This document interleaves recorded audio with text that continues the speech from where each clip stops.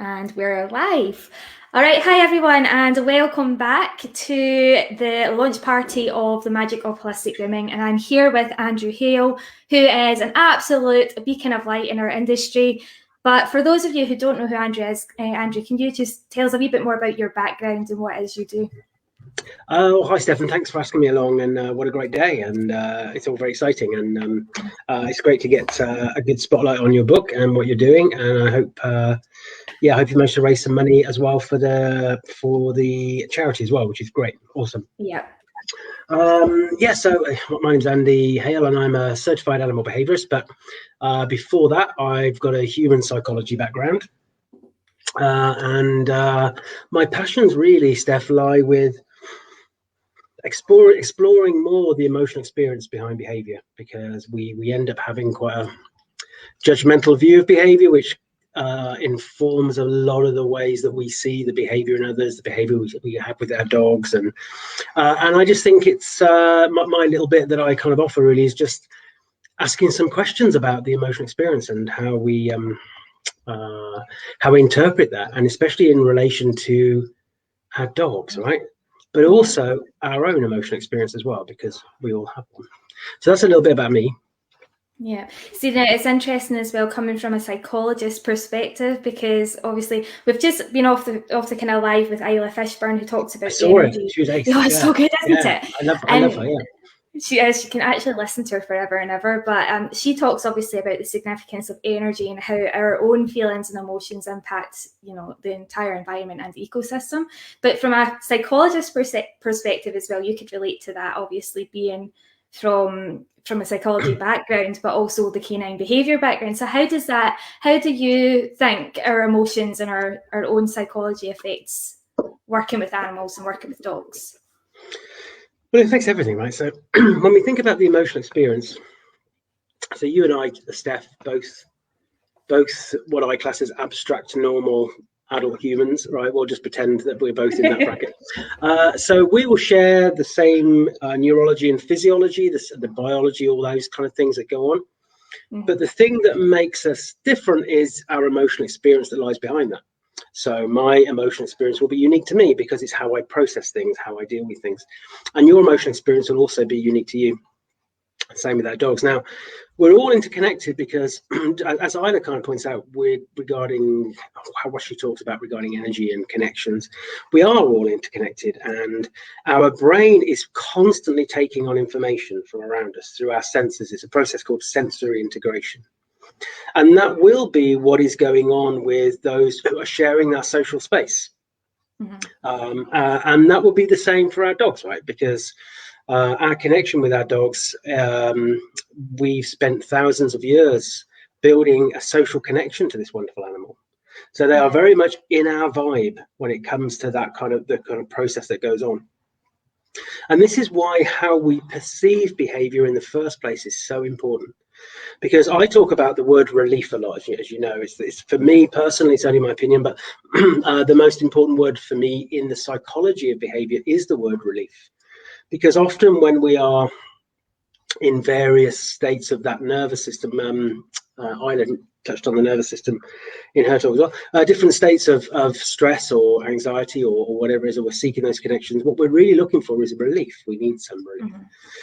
Mm-hmm.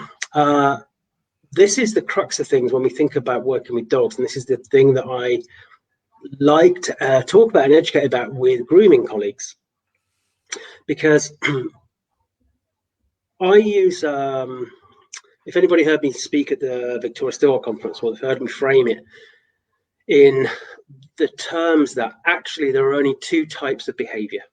There is the behavior that we judge in others, and the behavior that we experience ourselves. And this is really important, because we are quite a judgmental species. So we do tend to want to jump to conclusions regarding the judgment of behavior. And that judgment we make will define then about the expectations that we create.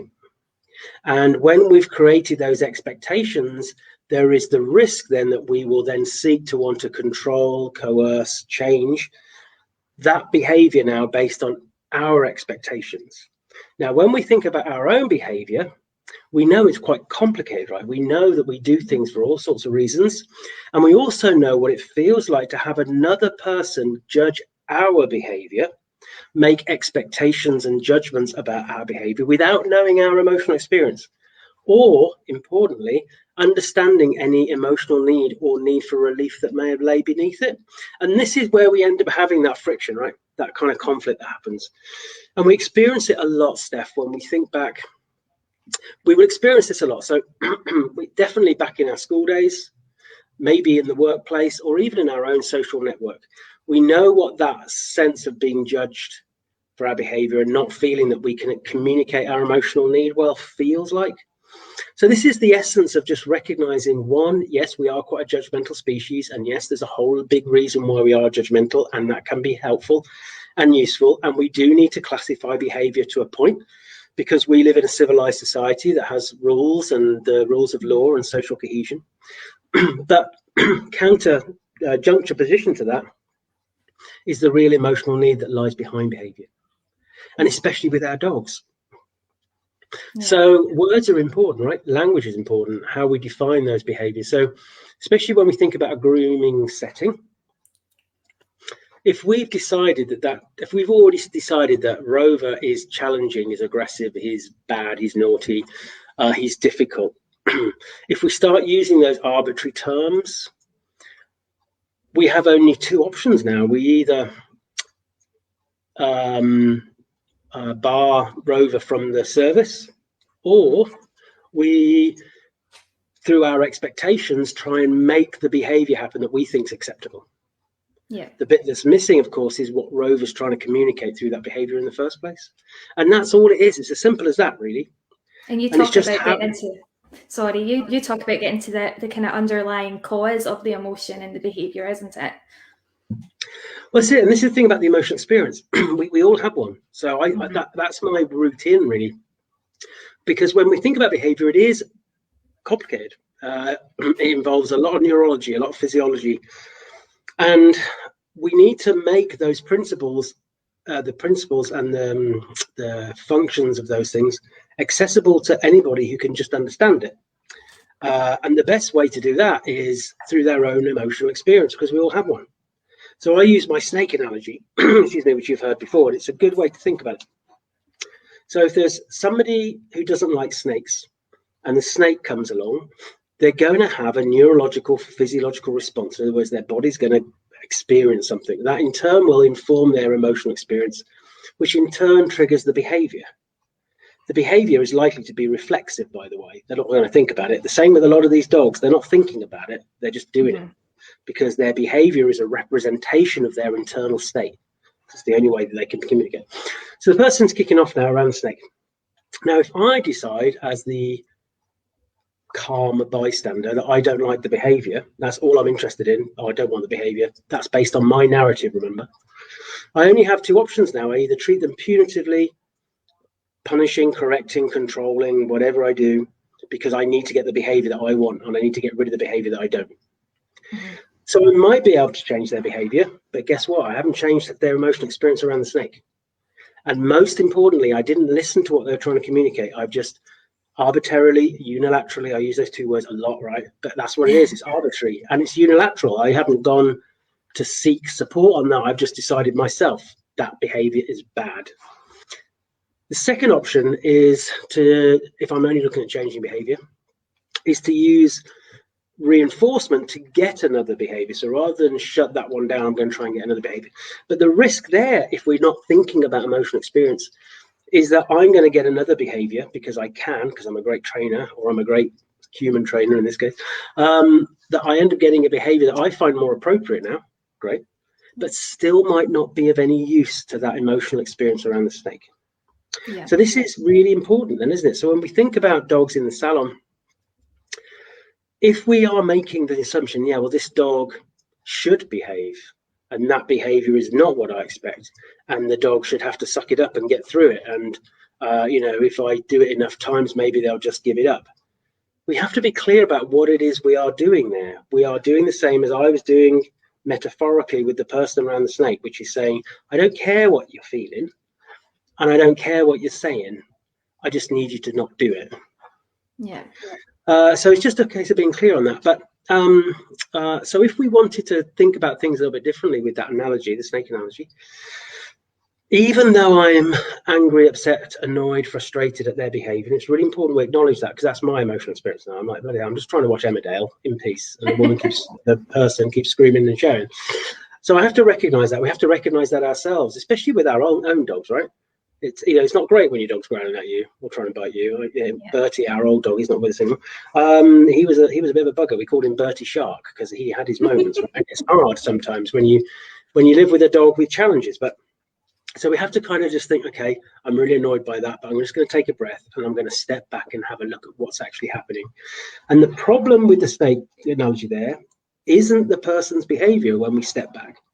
And it isn't even the snake, right? Because that was just wriggling along, minding its own business. The problem is how they feel about the snake.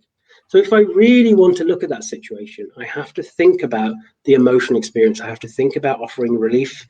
And I have to think about how can I reconstruct this experience. So when we think about the grooming experience in such a way that that dog's nervous system has a chance, the dog, sorry, has a chance to be able to process what's going on before that nervous system comes in and takes over. Yeah. And this is why the emotional experience is really important. So when we start talking these terms and stuff, and we start thinking about our own, I use the dentist a lot as an analogy because I really don't like the dentist, right? And it's only because I've got a great dentist who allows me to say stop, who allows me to, who tells me what's coming up and all that kind of thing, that I can go through that experience well. And it's the same for some dogs in the grooming salon, right? They just read the grooming experience is really problematic for them. Mm-hmm.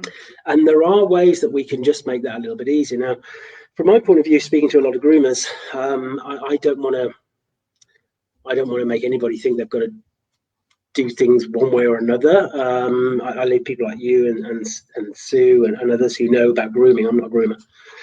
What I do want, though, is for people to hear these things and think, right, how can I make, what do I make from this? And what do I feel now about my own truth, about how I do things, and what changes could I make? And it's just that graduated process, isn't it? Oh, absolutely. I know. And I suppose what you're saying as well about, you're not really resolving or providing relief for the dog when you're just focusing on counter conditioning a behavior. You have to get to that root cause as well. So how would you approach things if you were a groomer? That's such a good point. And that's a really brilliant point, because even if we're counter conditioning, right? So this is really important because that can be our first port of call, which is, I'm going to counter condition. So we have to be mindful about what is it that what was it that had been conditioned in the first place? Had it? I don't know. Exactly. What is it we're trying to do? And the key essence for me is slowing everything down. The first thing to do is get to know the dog away from the situation that they find stressful. So when I do husbandry training, I do work with dogs who struggle at the vets or struggle at the groomers. Come on to that more specifically in a minute. My main stuff is dog problems or dog human problems. I want to see that dog anyway. I want to think, well, how do you need to process anyway? How do you learn? How do you cope with things when you're able to? Because then that gives me a window to think, right, this is how I need to break it down then. And I have my two analogies that I use. I have analogies for everything, Steph. So people might have heard these analogies before, but they're really cool. And people can, well, one of them's one I kind of made up. The other one has been around for a long time, but anybody can use either. That's fine. The two most important things about an emotional experience, we have to recognize things like genetics and past histories and trauma and all these extra things. But when it fundamentally comes down to two things, in my opinion, first of all is processing. Because we have to process what goes on. The brain has to deal with this information and make sense of it and do something with it. So if I hold up this stapler like that, I'm hoping nobody's freaked out, because you've processed a stapler, right? We kind of know what that is, and it's been done. So processing is really important. The second thing is the nervous system, because the nervous system is that call to action. It gets us to do stuff, right? Yeah. So the first analogy is the doors of the brain. So if you imagine the dog's brain, same for us, has lots of little doors in it. We need as many doors to stay open for the dog to be able to safely and calmly and rationally process what's going on and have a chance of self-regulation. The issue there is that pain, which is why we always have to look at pain, always, about whether there's something physiological going on. Pain, stress, they're big door closers, right? So that person with the snake, not many doors open now because they just need to get away from the snake. They can't process anything. We know what that feels like ourselves. We have expressions like, I can't even think straight, or I can't deal with this now, because we just can't process enough. We haven't got the processing stuff. The second analogy is for the nervous system itself, and I use the good old bucket analogy. Some of our colleagues in T-Touch and ACE will use the candles analogy. The empty bucket denotes the nervous system, and the water in the bucket is how much that nervous system engages, or how much that stress system, how much stress the dog's carrying. The fuller the bucket, the less doors we have open, the less chance of a mindful, rational kind of response, the more chance of a irrational, emotional, and potentially reflexive response. The reflexive bit's really important because there's not much learning going on now because they can't. Yeah. So when we break this down, then I need to learn from the dog first. How do you process?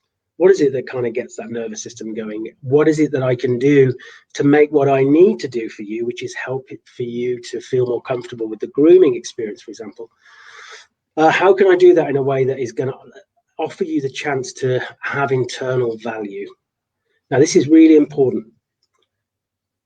Reinforcement or punishment or whatever, if it's not internalized, if it doesn't have internal value, it doesn't have any value at all.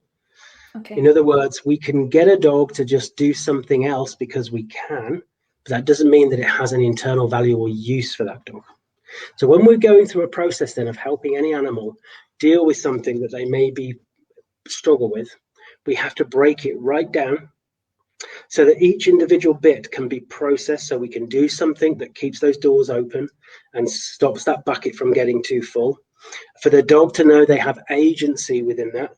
And that's really important, because some of the stuff I see where there is this notion that, oh, the dog could stop if they wanted to. Could they really? Do they really have the option of saying, actually, I just need to stop now? So we have to look at that as it goes through. And then we build it up in blocks. So we just build it up. So the dog's like, okay, I've dealt with that. That's okay. I understand that now. And I get that. And I can move forwards. It's not as simple as just doing something and waving a bit of cheese in front of a dog's face, or just doing it, bit of cheese, doing a bit of cheese. We've got to give the dog, first of all, the opportunity to be able to say, I've had enough, no, or slow down. And that's the consent side of stuff. We then have to build up with little blocks in such a way that the dog can think, that's processed now. My nervous system is able to back off with that. I can do a little bit more, and I can do a little bit more. And during this process, a lot of the time, the dog really starts to connect to the person who's doing it, because there's something I term emotional relevancy, which is how relevant somebody else is to your emotional need. So sometimes I can go and work with a client whose dog struggles with the groomers or struggles with the vets, and relatively quickly in the process, the dog gives to me that kind of emotional relevancy. They're like, do you know what? You listen to me when I tell you to stop. You're helping me deal with this, and it becomes this kind of. It's like trust and that kind of thing, but it's a bit more than that. It's just like, okay, you're in this context, you are emotionally relevant, and we can move forwards with this. And quite often, if you get the first few blocks right, the dog gives up to that, and not gives up to that because that sounds like it's a pressure, but they allow the process to continue. Then they're like, okay, I get it now. This is okay. So we build up. So there is, of course, a conditioning, counter conditioning element to that, but it's a little bit more fine tuned than that, because. And this is why some dogs never quite manage to come through, even with the counter conditioning approaches, because it's not authentic enough for them. That there isn't any internal value for them. They're just going through what we're asking them to do. That was a bit of a waffling reply, but did that kind of cover that? Oh, no, absolutely. Sorry, I'm trying to kind of follow up with the comments as well, make sure we're not missing any questions, but I don't take on new dogs as my books are full. When I was taking on new dogs, I did come across a couple that needed desensitizing to the grooming environment. Problem I found wasn't the dogs, it was the owners not willing to work with me and wanted a quick fix. How do you deal with that though, Andrew? I mean, because it's a massive thing in the grooming industry. People just expect to get the job done, and it's not just groomers, it is guardians as well. Really important, and it's a whole bit on its own. So one really important point before I go on to some of the possibilities, and this applies to me doing behavioural work. It applies whether you're a trainer, whether you're a dog walker, whether you're a vet, anybody involved in that circle of care, as I call it, because and that's something that I'm really, just another little side. That's why I'm so keen to work with the grooming profession, because for too long, groomers have been seen as being like an add-on. Yeah. But they're not. They are really important in that circle of care. And many dogs will see a groomer more than they'll see anybody else for one. Exactly. So helping groomers to be empowered and not say, well, I'm just a groomer. You know, nobody's just a groomer, right? And so I think this is important. But anyway, that's another thing. But so for all of our mental health, we have to recognize we can't help every dog. You know, we cannot be responsible for anybody else's welfare and happiness. We can have a role to play in supporting it, but we can't be responsible for it other than for our own, even our loved ones, ultimately. You know, even my husband, you know, I support him, I love him, but ultimately I can't be responsible for that last bit, because that's his responsibility. And it's the same with the dogs we work with. So we can't try and save them all. And we can only offer what we offer. So this comes to the point. I've worked with local grooming colleagues of mine, and we've come up with loads of different things that can really add value to a business. So, for example, because the temptation is to say, when you've got a dog, for me, I would say probably, I don't know whether you would go with this, but I would say a good proportion, maybe even 3/4 of dogs that go to the grooming salon kind of muddle by, right? And then there's that quarter who kind of struggle, and there's only actually a small percentage who really, you know, are either very dangerous or whatever. We can make it that 3/4, if we use that as I'm just plucking things from the sky here, but we shouldn't just ignore those either, because it's very tempting just because the dog comes in and stands there that they're okay. Maybe they're not, you know. So this is the point. So there's lots of little things we can do. With the more challenging cases, there is a third way. So the one way is obviously just to kind of use more and more contraptions on them and make the groom happen anyway, or to bar them from their salon. Right? The third way is to have some extra services that you can go into. So you can either do them yourself. So I've helped groomers set up what I call consent clinics. And they're really easy. So what you're saying to that person is like, you know, I don't feel comfortable giving your dog the groom because they really can't cope with it. A lot of the time, by the way, Steph, it isn't about the grooming experience. It's because the dogs have separation issues, because they have trust issues, they have attachment issues, they have guarding issues, they have handling issues. Anyway, so it's all exemplified in that moment, right? On a little point there, by the way, something I'm really trying to promote within my grooming colleagues is doing a behaviour screen for all new clients. It's so simple to do. Just say when they, do you want to come? That's great. Can I get you to fill this little questionnaire? And it just gives you an idea then about what Rover is about, what he likes, what he doesn't like. And it just gives you a bit of an idea before that dog arrives even about what you might be dealing with. It's such a simple thing to do. So running consent clinics. So I call it stuff training, which is because I'm saying to the dog, do you want to do some stuff? Let's do some stuff. What I want the dog to know is stuff means the human's going to do some kind of weird human-y stuff, and some of it, it might be stuff that, you know, I might not like much, but at least I have some agency to be able to stop. That's kind of what stuff means. And doing some consent clinics with those clients where they pay you some money, so it's good for business, where you're going through the principles so they can do the bulk of it at home. Because this is the point, the big argument I hear from a lot of the groomers who maybe don't get this so much is, well, what am I supposed to do? You know, but the point is, well, you can't. You can't, and it's not your responsibility to. Ultimately, it's not. Okay. You can, however, say, look, this isn't working for me. I don't ethically feel that I can do this groom or do a full groom or finish or complete or whatever bit of it is. But I can give you resources. I can offer you this service where we can go through how you can get your dog to be able to give consent and be able to build through and be able to get them used to things. And you can either do that in person in the good old days where some of my grooming colleagues had grooming consent clinics once a month. But it's so easy online now. You can build up some resources. Yeah. The other option, of course, is to link in with good trainers or behaviorists in your local area, the ones who are good at husbandry stuff. I'm a terrible groomer, right? But I know my way around the basic grooming kit. because I've done it so many times. But and also be brave enough to be able to say, and again, add it in as a service, I can help you home groom. I can build you up with that, because you're getting some money. You're losing the client then moving forwards, I know, but you've made some money in that process. You groomers are always busy. I've never known a quiet groomer, right? So I'm sure you could fill that slot, but at least that person then can do a basic groom at home and work through. So that's what we need to think about. But if somebody is really resistant and they're like, well, I don't care, just do it, there will be a groomer who will do it. So let them find that groomer. You don't have to think, oh, I can't do that. One of the worst things that gets in our head is, oh my God, if I don't do it, what will happen to this dog? But trust me, Steph, that way madness lies, I'm afraid. Sometimes we all have to cross over the road a little bit sometimes. Yeah, I'm guilty of that, I have to admit. I'll always think, right, okay, if I don't do this, then that dog will become matted and he'll end up, in terrible pain. And I think we're all guilty to an extent of trying to take on every dog that comes through the doors just and for the sake of some of those cases. We will do so. I do it myself sometimes, and I invariably kind of realize that I should have listened to my own advice sometimes. But when it's 1 or 2, we can soak that up. If it starts to become lots, we then lose our own energy for those dogs that we really can make that difference to.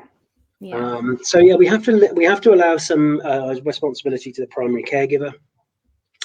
But we can offer different things. We can offer different levels of support, and especially those dogs who struggle, and you think, actually, for this dog, I could make it a lot easier just by slowing down the grooming process. And so there you might think, well, if you've got a 2-hour normal starting thing, I'm going to make it a 3-hour at the end of the day, but they'll have to pay extra. But that means I can break it up, and the dog can do different activities in between each component. But it depends on how busy the salon. There's all sorts of things, and I get it. There's a business element to grooming as well, and there's practical elements, and that's why I think between us we just want to empower groomers to find their own truth through this, and to especially know that they can do different things without it being a huge change for them actually. Yeah, and it's getting away from that idea that it's a one size fits all, that this is how you systematically groom a dog from beginning to end, and realising there are options out there. So tell us more about, because obviously I've heard that you're now a grooming consultant or behaviour consultant for Bigger. So if I was a grooming consultant for them, a grooming consultant. Yeah, I can barely look at my hair. Look, I can barely even brush my own hair.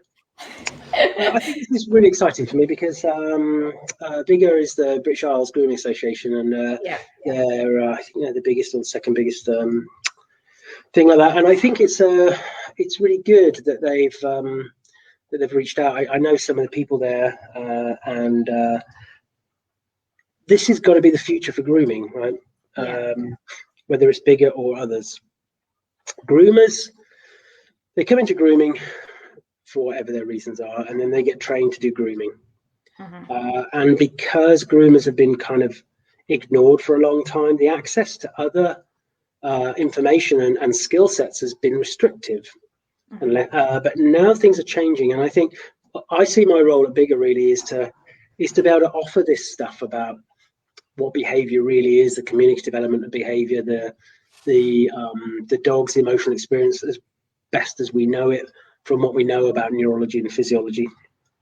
Little point on that, I don't even know your emotional experience, Steph. I wouldn't be arrogant to think I know that, because I wouldn't, right? I don't think I know my own. Well, that's a good point as well, because we're not even very good at recognising our own. That's a good point. Because, it's so true. People often ask me, well, surely humans were easy when you were a human therapist, but humans are notoriously bad at communicating emotional need. Dogs are pretty good at it if we listen to them. If we're not listening to them, it just goes away. So I think with Bigger is the British Isles Grooming Association. When I say Bigger, I even just thinking about this stuff, and I always try and educate in a neutral way. Really, I've got my views on stuff, but that's not important. But the most important thing is just saying, look, this is the thing to think about. And many of our colleagues, and especially in the grooming world, they still follow the zeitgeist, which is dominance model, and a lot of the TV shows we see on telly. That's their only opportunity to be informed. So I think through what I hope to do at Bigger is it's just a case of, look, here's something else to consider, to think about. Nobody has ownership of this stuff. It's not the Andy way. It's just I have an approach that I want to share, and then for people to find their own route through, I think that's important. But yeah, Big are doing other things well. They've got people who do accountancy and marketing and other kind of professional. I use the word expert. I don't like the word expert very much, but who do different things. But no, it's quite exciting. And if we can all make a change, then that's great. Just a little bit each time, because we all have an interest for the dog. Mm-hmm. I think that's the kind of big thing for me with a lot of the kind of organisations. Before, obviously, I heard about you joining. There was no kind of resources there for canine behaviour or furthering your education, and that's what put me off a lot of places. But certainly having that open-mindedness now that people are starting to kind of be brought into our community and asked to speak about these things, that's certainly, I mean, it's so exciting. The feedback I've had so I've done a few grooming events now. So I did a kind of a joint one, which was very American based, and I'm actually doing another one in July, which again is based in America, but people in the UK can do it. It's only $50, and you get me for a whole day. How about that? Have you going already? Oh, brilliant! Yeah. Cool. No pressure there. But this is the good thing, I think. So the feedback I've had when I've done groomer events is the groomers I've spoken to, I'm not saying all groomers, of course, but the groomers I've spoken to, ended up being very confused, because they've gone to listen to speakers, and it can be anything from your kind of dominance model, balance trainer, through to sometimes quite kind of preachy, can't do anything to a dog. The other kind of end of the spectrum. And I think that can be very difficult then as a groomer, because you think, well, what am I supposed to do then? And then they end up being, some of them have said, I've been afraid to reach out. I've been afraid to ask, because I just get shut down. If I put this in this group, then people shut me down. If I put this in this group, they shut me down. And we're talking trainer and behavior groups, and it's a real shame. My industry should hold its head down really sometimes, with a lot of, because we fight about everything, right? So what the feedback I've got is, when they've heard this stuff, is wow. Yeah. Now I understand my dog a bit more, because this is the big, I get a lot. I understand myself a bit more. Yeah. I know what it's like when my own bucket's too full. I know what it's like myself when I can't focus. I know what it's like myself when I do things. I know how easy it is for me to cast judgments on others, because it's easy, right? But I know what it's like when I do the rest. So I think this is the way forward for us, especially for the grooming profession, just to kind of find its feet and work its way through. And to be fair to Bigger, they could have asked anybody. Yeah, they could have asked anybody. What I mean is, as in on that spectrum of kind of very punishy balance to positive. So they've gone on the more kind of positive side of the fence, which has to be celebrated, really. No, definitely does. Let's see what other questions that we have here. So, in your opinion, define what canine behaviour actually is. What does it mean? Well, I think behaviour is behaviour. So, as I'm saying, behaviour is the result of our internal state. Because all behaviour, whether we want to see it this way or not, it's true, is emotionally driven. Yeah. So we have to do stuff to fulfill the needs of what our brain thinks we have to do. That's the behavior. This is what I was saying earlier about the two types of behavior: the behavior we judge in others and the behavior we experience ourselves. Think about your own behavior. You do things for so many different reasons. It's other people's judgments that start to label it and define it. Exactly, yeah. We are obsessed with that as humans. Animals, not so much, because they just do stuff. So the big thing about dog behavior for me is it's their way of communicating. So what is canine behavior? It's the repertoire of ways that our dogs can communicate to us about their emotional state and their emotional need. We have to see it as communicative. Yeah. Now, it might annoy me, right? I say quite often in my talk, have I ever shouted at my dogs? Yes, because they piss me off, right? And this is the point. We all have our moments, right? Even though that might irritate me, all the kind of things I might want to label that dog or feel about that dog, ultimately, there will be an emotional need behind it, and we just have to listen to it. And I think it's important. A lot of the labels we use, dominant, obviously, but also even aggressive. What does aggressive mean? What does it mean? It's just an opinion of what you define aggressive behaviour to be as well, because it all differs, surely. Exactly, and it's often used as a noun, as a label. That's it. rather than being an adjective, or as a and it doesn't tell us anything other than the fact. For me, if somebody says, "Oh yeah," and then the dog acted aggressively, then I was thinking, okay, so the dog was stressed then, because that's the thing. My husband used to work in dementia care. He's an end of life nurse now. He was in dementia care before, and quite often they'd have the patients coming into the dementia unit, and he would say on there, another care worker would have said, this person is difficult, this person is aggressive, and the problem that as soon as you label that, the next care worker potentially could think, right, I need to change my behavior now, my expectations about that. Kieran, because he's amazing, that's why I married him, he will look at that and think, why are they being difficult? What is it about their care provision that they might struggle with? What is it about their frustration that they might be having? And it's the same with the dog, really. We just got to think about these things. We're so conditioned, though, to my condition, especially because of the zeitgeist, the dominance model, TV shows, to think, right, growling dog, bad dog. So therefore, I must make sure you don't do it again. Yeah. But like we've already discussed, all we're doing is saying to that dog is stop communicating. I know. I've decided, my narrative, that behavior is bad. I don't care how you feel. I don't care what you're communicating.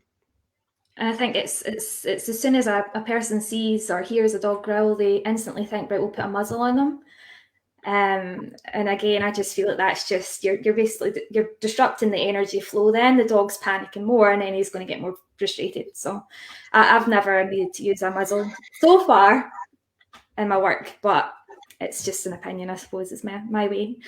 But I think muzzles can be important, of course, because the muzzle can stop a bite, but the muzzle doesn't stop the dog getting stressed. This is the point. It is very much our need to do that. And obviously, when some of the dogs I work with in different settings, especially in public, we have to consider a muzzle.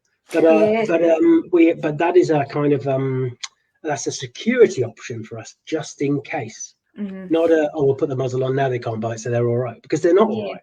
When a dog bites, something's gone very wrong now. Because I know I listened to a great talk by Kendall Shepherd, who Kendall came up with, Dr. Kendall Shepherd came up with the ladder of aggression that we all use. And she said, and it's true, she knows two things. One, that a dog doesn't want to bite her. But two, if they're in a certain state, they might. It's as simple as that, right? Yeah. So if we either make it about the behavior, in which case we're just going to just be fulfilling our own needs invariably, or we make it about the communicative element of that behavior and start to think about what emotional need that might be giving. And when we think in terms of relief, a biting dog, that's no bigger expression for me than a need for relief. Yeah. I think as well how you introduce the muzzle as well. I think if you're going to have to use one, it's better introducing it the right way rather than just shoving it on. I've got a female Tibetan Mastiff at home, and she's got quite bad food aggression, and out in the streets, if she's seen a bit of scrappy food or whatever, she would take her hand off for it. So obviously we have to wear a muzzle out in public, but it's how you introduce the muzzle. I wouldn't have dreamt of just shoving it on her face, because that would have just escalated things further. So yeah. The two big words for me is time and space. Yeah. Time and space. So it doesn't matter what you're doing, whether you're changing the dog's approach to the groomers, whether you're training them to do something, teaching them to do something, whatever. Time and space is everything. So time, really important, because not just over time. So if I'm going to help this dog, Rover, have a better grooming experience, it's not going to happen today.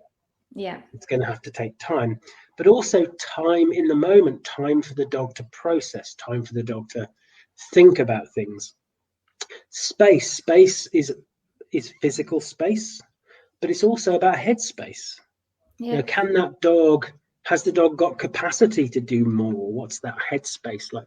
So time and space really important. So if you're introducing that muzzle, it's that kind of doors of the brain bucket thing again. We've got to do it in such a way so the dog has time to process it, keeps that headspace, the bucket doesn't get too full, they can actually process it and think, okay, that's again, there's three levels for me for anything. And this is very indicative of these three things really fit with the groomer, right? A dog who is neutral, well, there's four things really, got the neutral. The dog who tolerates something, the dog who then, the next best thing is that the dog accepts it. And the final thing is the dog loves it. Right? Right. So even if we can get a dog to tolerate something, that we can give them plenty of outs from. So, because if the dog is thinking, okay, I'll tolerate this, there will come a point where they can't anymore. So we have to be able to the next thing we want to try and get to is where the dog will accept it. That okay, I'll accept it. You know, whether that's because they're neutral to it, as I say, or whether it's not great, but I'll accept it. Same with me at the dentist. I used to tolerate it. Now I accept it. Yeah. And then I do want them to love it. Now, loving it doesn't mean, oh my God, I love having the clippers on, or I love that. It could be those, but it's about them thinking, I really look forward to this experience. There's a few ups and downs, but generally my brain is telling me this is a good experience. I enjoy that. And I would say flying's a bit like that with me. I quite love flying, but I'm also petrified by it, especially some of this takeoff and landing. They're the I think they call it like cognitive dissonance. Is that right? You're the psychologist. Cognitive. Well, there is a bit of that actually, maybe there. That's not quite the first thing, but yeah, there's definitely some of that there. I just know. See, how do you go about educating your clients in a simple way? Do you know what? I think this is the point about using terminology. So, first of all my clients, I call them carers straight out of the box. So, you know, even on my history form, the name of the primary carer. So already they're conscious or subconscious thinking, oh yeah, I am a carer actually, because I have to care for my dog. I have to. Secondly is using words. So if a dog who is reactive or aggressive, I get them to start thinking in the terms of sensitive. Your dog's sensitive to being at the groomers. Your dog's sensitive to being left alone. Instead of a report, I write a support plan. I talk about support all the time. Instead of thinking about we're going to reinforce this behavior, I say we're going to give your dog some relief. So they're thinking, how do you get relief? So terminology is important. And then also those using things like the snake analogy, great. Using things like the doors, the brain, and the bucket. Those two things, most all my clients, the carers, the dogs, once we start the process, they're now, when they feedback, they're like, yeah, Rover's bucket was a bit full today. Or I could see those doors closing, or we worked really hard today to keep those doors open. Because this is the point about educating about the emotional experience. And this is why I think as an industry, dog training side of things, we need to stop arguing about methods and tools and start focusing instead on educating people about the emotional experience, because then those discussions about methods and tools become a little bit more redundant. Yeah. Because guess what? A shock collar ain't ever going to help a dog's emotional experience. It might stop a behavior, but it ain't going to help their emotional experience. So those are good things to get the client on board with. Remember, some people, it's not that they don't care, it's just that either they don't get it or there are other things going on for their emotional experience. And that's fine. Remember, that is their experience, that is fine. But we shouldn't have, we have no ownership of that. Some people just won't get it or don't want to get it, and that's okay. And that's when you have to decide whether or not then, is this client really for me? Because it's not worth that emotional trauma for yourself to go through that every 6 weeks or how long it is that they come. But I think it comes down to whether you're a groomer, dog walker, dog training, behaviorist, and you have a dog, especially. I look at my dogs, and if I stopped working tomorrow, it would have been worth it all, because I've just ended up being the best dad I could be to my own dogs. Yeah. That's it. How long would a typically husbandry training last for? I'm not sure what that means over time or individually. So when I first start, I like to kind of throw in some husbandry training with other activities when I'm first working with that dog. So if I've got a dog, Rover, he's really struggles in the grooming salon, I'm going to start getting the dog to engage in some fun, different things with me, because I just say I just need to learn a bit about him first and kind of thing. And then I might start throwing in a little bit of the stuff training. And the stuff training might be, so if we're going to spend half an hour together, that stuff training might be maximum 10 minutes, probably more like 5. And there's a lot of studies around play before and after something that actually really helps to kind of make those neural pathways sit in. And then once the dog's into it, with stuff training especially, the dog has to learn, hang on a minute, so if I do this, you'll stop. Great. And that's the first thing we need to let the dog know. And then we start doing really kind of random graduated things that might not have anything to do with the clippers or the brush or whatever it is. Because once those neural pathways are there and the dog's into it, you can find they actually give up quite a lot of that process to you. Then they're like, I get it. So individual sessions shouldn't be too long. This is what we say to clients for sure when they're doing it themselves, right? when they've learned some stuff, just do a little bit here and there, just make it part of your daily routine, build it up. How long it takes over time depends on the dog. Because if dogs come from a relatively neutral place, which is don't like the groom as much, or I feel a bit uncomfortable about this or whatever, then actually it can happen relatively quickly because we're letting the dog know this is kind of what you need to know. And I was like, okay. If the dog has past trauma, however, it can be very difficult. And this is something that groomers have to be very mindful of, because if we think, right, I'm just going to do this dog anyway, I'm going to stick the muzzle on, I'm going to kind of, put them in the whatever they're called anyway, I'm going to do it anyway. If that animal really needs to escape, it really needs to stop it. I want everybody to think about a situation you're in. I'm thinking to myself now and feeling a little bit nervousy about being in a dental chair where I'm strapped in and I can't say no and it's going to happen anyway.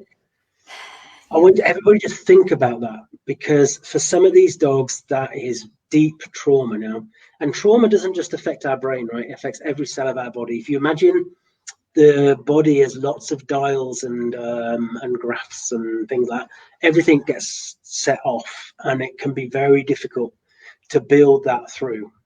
And these are some of the dogs what we have to start thinking about a home groom, because they will never really manage in a grooming salon environment again. It's very difficult. So there's a lot of things to think about on those things. Yeah. That's funny. I was speaking about that just this morning, actually, how there's no shame in saying that this dog isn't right for this setting, or referring them on to someone who would be better suited for them. It's just being realistic with your own expectations and also the capabilities of the dog in front of you. There's no shame in admitting you can't do this dog for whatever reason.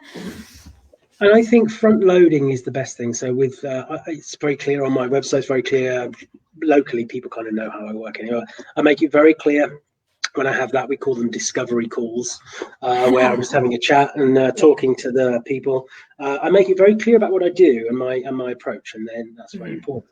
I think as a grooming salon, especially with new clients, especially if you're making a shift, you can make it really clear in just a paragraph actually about your ethos behind what happens, so people know. So at least then when you say that I can't do this or I can't do that, you can say, look, it's in my terms, or I'll make it clear with my promotion that for me, whilst I try and find that middle ground, because you have the expectation of the owner, I get that, caregiver, and you have the needs of the dog.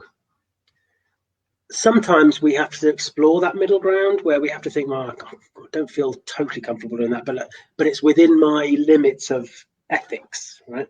But sometimes you can try and find that middle ground, but if you can't, then that's what you just need to tell somebody. I'm sorry, I can't do this because that's not what I do.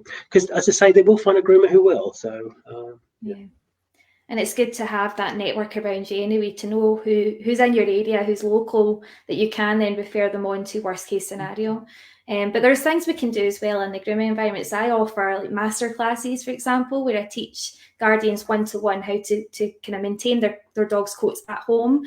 If for whatever reason, touch wood, another lockdown happened, and they'd be quite confident in maintaining that at home. But it's other things that we can do, like you say. It's not so much that, okay, fine, we're missing out on money every month, but we're always going to fill that slot somewhere anyway, and it's all to do with the best interests of the dog. Yeah. And everybody has to find their own way through as a groomer. I think I know I've said that a few times, but I think people have to find their own truth with that and what they feel comfortable with. But the reality though is this: when we will be compromising invariably some aspect of that dog's emotional need. We just need to be aware of that. That's all. And if people feel comfortable, then that's fine. But the dog will have an emotional experience in the groomers. And you groomers have a role to play in that emotional experience. That's the. So Andrew, obviously we're coming from a one-to-one groomer. It's easy to kind of have the best interests of the dog as much as you can anyway in that scenario. But what about your multi-grooming establishments and people that are running kind of, your training centres and things where dogs are used for exams and training, and how do we kind of consider the emotional needs of a dog in that scenario? I think That's a it's a really big tough question. question. It's a big question. It's a tough question because the reality is this, when you really get this stuff, I'm sharing my own personal stuff here, but you kind of realize, wow, there's a lot of stuff we've got to consider. Yeah. About how we breed dogs, early interventions with dogs, what we do with dogs, how we show dogs, what we expect, those expectations of dogs. Yeah.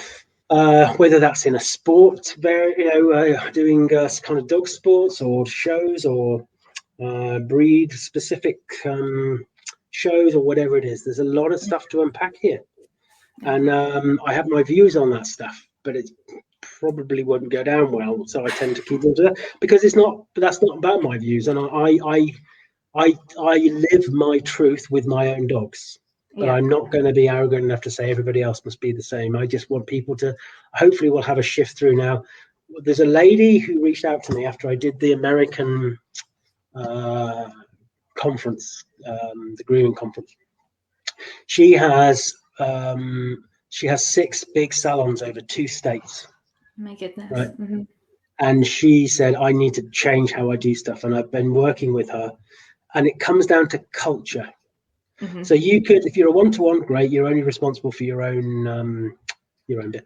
If you are working in a salon or you're for somebody else, some of that is taken away from you because you're not in charge of that. But you can make representation costs. But if you are somebody with the salon chains, with the bigger organizations, it comes down to culture.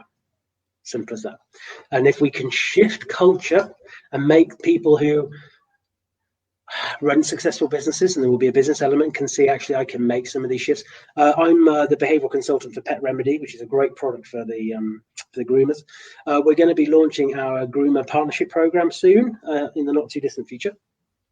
And that's going to be a great attempt to really help even the bigger establishments think we could do these little changes. That means that we can get that balance a little bit more tweaked towards recognizing the emotional experience of the dog while still protecting our bottom line, by still being able to do what we need to do. There are bigger questions here, though, Steph, and I probably would leave those for people like yourself, because they are, for the grooming industry, there are in every industry, vets, training, behavior, grooming, and there are a few squares to circle. There's a few, which is going to be hard, right? Sometimes, because they are hard. They are really hard, aren't they? Because but do you know what? It's okay to ask questions that we might not have the answers for yet. We shouldn't not ask them, but we just might not know the answers yet. No, that's okay. So we're on to our last 10 minutes. So can you tell us more about your upcoming event that you were saying about America, and plug that as well, so that if people want to learn more about canine behaviour and want to listen to you further, then they can?